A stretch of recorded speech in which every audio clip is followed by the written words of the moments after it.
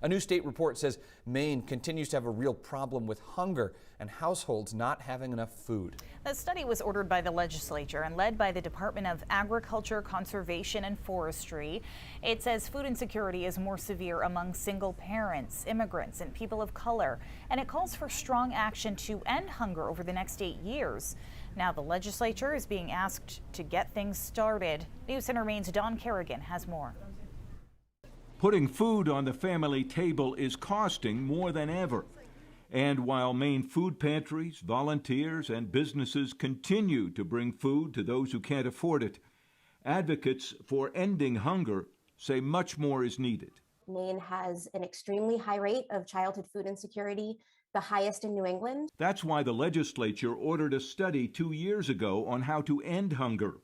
That report is just being finished, and Representative Bill Pluker says it calls for big solutions. Food insecurity is most often a function of economic insecurity. Hunger is a symptom of poverty. The report states that long-term answers to hunger mean addressing root causes and effects of poverty, and concludes that the problem of poverty is already costing Maine a huge amount of money every year. To back that up, the report claims that the effects of hunger on health, work, and society are costing Maine more than $700 million a year, plus more than $300 annually spent on providing food.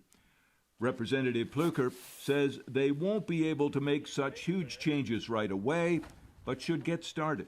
The legislative resolve, which was passed in the 129th legislature, did say that the intent was to end hunger by 2030. So at this point, that is still our intent, to end hunger in the state of Maine by 2030. But that would still mean huge policy moves.